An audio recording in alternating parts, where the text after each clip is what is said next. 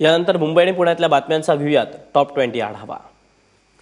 पुण्यात रुबी हॉस्पिटलच्या आडमुठेपणामुळे एका नवजात बाळाला आपला जीव गमवावा लागल्याचा आरोप पालकांनी केला। रुबी हॉस्पिटलनं 500 आणि 1000च्या नोटा न स्वीकारता तब्बल 3.5 लाखांची रक्कम एक रकमी भरण्याची मागणी केली। त्यामुळे आम्रपाली आणि गौरव खुंटे यांच्या नवजात मुलीनं प्राण सोडल्याचा दावा त्यांनी केलाय। गौरव खुंटे यांच्या मुलीचा केएम रुग्णालयात जन्म झाला, मात्र जन्मताच या मुलीला हृदयाचा विकार होता। व्हेंटिलेटरवर ठेवलेलं बाळ दगावलं। रुबी हॉस्पिटलच्या आडमुठेपणामुळेच आपल्या बाळाचा जीव गेल्याचा आरोप खुंटे दाम्पत्यानं केला। शिफ्ट करण्यासाठी जी काही प्रोसिजर करायची होती त्यासाठी आम्ही रुबी हॉलमध्ये गेलो। त्यांनी आम्हाला 3.5 लाख रुपये भरण्यासाठी सांगितले। 3.5 लाख एवढी अमाऊंट कॅश नसल्यामुळे बाळाची एकंदर परिस्थिती बघता आम्ही दवाखाना सोडून आम्ही बँकात जाणं आम्हाला जमणार नव्हतं। आम्ही त्यांना तशी विनंती केली, पण काही कारणाने त्यांनी ती स्वीकारली नाही। जोपर्यंत बाळाचे व्हेंटिलेटर निघत नाही तोपर्यंत ऑपरेशन करता येत नाही हे गव्हर्नमेंटचे डॉक्टर सांगतात। पण रुबीवाले कसे काय 3.5 लाख रुपये मागून ते आमच्या बाळाला व्हेंटिलेटरवर असताना कसं काय ते घेत होते? का याचा पैसे खाण्याचा डाव होता हे त्यांनी आम्हाला सांगावं। पुण्यातल्या रुबी हॉल क्लिनिकमधल्या असंवेदनशीलतेमुळे खुंटे परिवाराला त्यांची चिमुकली गमवावी लागली। मात्र याच हॉस्पिटलमध्ये इतर रुग्णांना त्रास सहन करावा लागल्याचंही समोर येत आहे। अलिबागच्या अमित चव्हाण यांच्या आईच्या मेंदूचं ऑपरेशन होतं। त्यासाठी चव्हाण यांच्याकडे 1500च्या 2 लाख रुपयांच्या नोटा होत्या, मात्र हॉस्पिटलनं त्या स्वीकारण्यास नकार दिला। त्यानंतर चव्हाण कुटुंबियांनी मित्रांकडे नव्या नोटा मागवल्या। त्यानंतर अमित चव्हाण यांच्या आईचं ऑपरेशन पार पडलं। नोटाबंदीनंतर देशाला होणाऱ्या फायद्याचं मोदी सरकारकडून रंगवण्यात येणारं चित्र फसवा असल्याचा आरोप राष्ट्रवादीचे अध्यक्ष शरद पवार यांनी केला। मुंबईतल्या घाटकोपरमध्ये राष्ट्रवादी काँग्रेसकडून परिवर्तन सभेचं आयोजन करण्यात आलं होतं। या सभेत कार्यकर्त्यांशी संवाद साधताना पवारांनी नोटाबंदीच्या निर्णयावर टीका केली। 17 लाख कोटीच्या नोटा चलनात आहेत, त्यापैकी 400 कोटीच्या नोटा या बनावट 0.28 म्हणजे 0.5% सुद्धा नाही, 0.28% या नोटा बनावट आहेत। हे केंद्र सरकारच्या अर्थ खात्याच्या वतीने सांगितलं।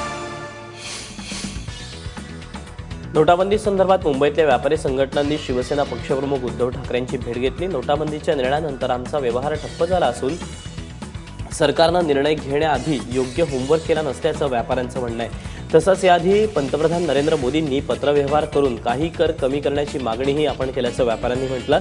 आधी परदेशातून काळा पैसा आणण्याची भाषा होती, मात्र आता देशातल्याच लोकांना त्रास देण्यास सुरुवात केल्याची टीका या व्यापाऱ्यांनी केली आहे।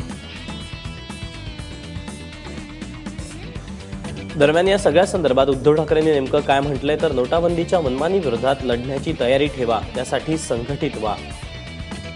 काँग्रेसच्या कारभाराला जनता कंटाळली होती, म्हणूनच यांना निवडून दिलं। तेव्हा निर्णय घेताना मोदींनी 125 कोटी जनतेला विश्वासात घ्यायला हवं होतं। कुणीसोबत असो नसो मी लढणार, मी सामान्य जनतेची लढाई लढतोय, या जनतेचा आवाज उठवतोय। मुंबईसह महाराष्ट्रातीलच नव्हे तर देशातील सर्व व्यापारी एकत्र या, असं आवाहनही त्यांनी केलं। मीही सरकारचा घटक आहे, आपण सर्व एक आहोत। तुम्ही वागा तेव्हा शेळ्या मेंढ्यांसारखं राहू नका, माझी लढाई मी लढतो आहे। कुणीसोबत असो वा नसो मी लढणारच।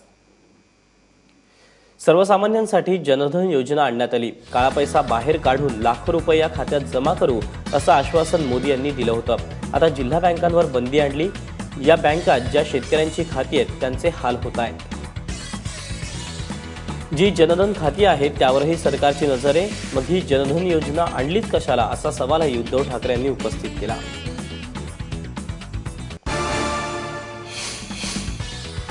रविवारच्या सुट्टीनंतर आज बँका पुन्हा उघडणार आहेत, त्यामुळे सर्व बँकांमध्ये पैसे काढण्यासाठी आणि नोटा बदलून घेण्यासाठी नागरिकांची गर्दी होण्याची शक्यता आहे। दरम्यान काल देशभरातल्या बँका बंद असल्यानं सर्वच ग्राहकांची भिस्त एटीएमवर होती। बऱ्याच ठिकाणी एटीएम अद्यापही बंद असल्यानं ग्राहकांचे हाल होत आहेत। त्यामुळे सुट्टीचा दिवसही लोकांना एटीएम बाहेरच काढावा लागला। राज्यातल्या अनेक शहरांमध्ये कमी अधिक प्रमाणात हीच परिस्थिती होती। आरक्षणासाठी मराठा समाजानं दाखवलेल्या एकजुटीनंतर आता कुणबी समाजही एकवटू लागलाय। दादरच्या षण्मुखानंद नाट्यगृहात कुणबी मेळाव्यात राज्यभरातील कुणबी समाजाच्या नागरिकांनी शक्ती प्रदर्शन केलं. आगामी मुंबई महापालिका निवडणुकीत राजकारण न करता कुणबी उमेदवारांच्या पाठीशी उभं राहण्याचं आवाहन यावेळी करण्यात आलं. कुणबी समाजाकडे दुर्लक्ष करणाऱ्या सरकारला जाग आणण्याची आत्ताच योग्य वेळ आहे, त्यामुळे आता रडायचं नाही तर लढायचं असा नाराच या मेळाव्यातून देण्यात आला. डोंबिवलीत होणाऱ्या 90व्या अखिल भारतीय मराठी साहित्य संमेलनाच्या तारखा जाहीर करण्यात आल्या. पुढील वर्षी 3, 4 आणि 5 फेब्रुवारीला हे साहित्य संमेलन होणार आहे. साहित्य महामंडळ आणि संमेलन आयोजकांच्या बैठकीत हा निर्णय घेण्यात आला. आगामी महापालिका आणि परीक्षांचा कालावधी लक्षात घेऊन फेब्रुवारीमध्ये साहित्य संमेलन भरवण्याचा निर्णय घेण्यात आला. दरम्यान साहित्य संमेलनाच्या अध्यक्षपदासाठी 11 डिसेंबरला निवडणूक होणार असून अध्यक्षपदाची माळ कोणाच्या गळ्यात पडते याकडे साहित्य वर्तुळाचं लक्ष लागलं आहे. पुण्यात पंजाबी विश्व साहित्य संमेलनाचा समारोप पार पडला. या कार्यक्रमात सुशीलकुमार शिंदे, अण्णा हजारे उपस्थित होते. यावेळी पंजाबी विश्व साहित्य संमेलनाचे अध्यक्ष डॉक्टर सुरजीत सिंग पातर यांचा संत नामदेव पुरस्कारानं गौरव करण्यात आला. यावेळी बोलताना संत रामदास, संत रोहिदास यांनी नेहमीच समतेचा संदेश दिला असं ज्येष्ठ समाजसेवक अण्णा हजारे यांनी म्हटलं.